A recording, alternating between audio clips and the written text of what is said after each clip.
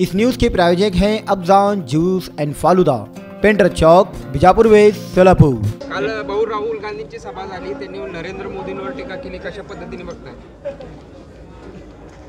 या ठिकाणी या देशातील जनता मोदीजींसोबत आहे आणि त्यांनी काय टीका केली हे सोलापूरकर कधी लक्ष देणार नाहीत। सोलापूरकर भारतीय जनता पार्टी आणि महायुतीच्या सोबत आहेत।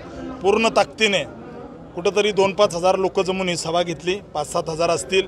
सभा काय असते ते 29 तारखेला सोलापूरकर दाखवतील। 80,000 खुर्च्या आणि लाखापेक्षा जास्त संख्येची भव्य सभा मोदीजींची होम मैदानावर होते। आपण त्याचे साक्षीदार असाल। दादा, कुठेतरी तुम्ही फतव्याच्या संदर्भात काढले होते जिल्हाधिकाऱ्यांकडून, त्या बाबतीत आयोगाला अहवाल पाठवण्यात आला आहे, कशा पद्धतीने बघताय? माझी तक्रार आहे निवडणूक आयोगाकडे की याची चौकशी झाली पाहिजे आणि एक उमेदवार म्हणून आमच्या विरोधात जे षडयंत्र सुरू आहे त्याची चौकशी झाली पाहिजे, गुन्हे दाखल झाले पाहिजे समोरच्या लोकांवरती। आणि अशा पद्धतीने जे धर्माच्या आधारावर राजकारण करतायत या लोकांना चपराक बसली पाहिजे।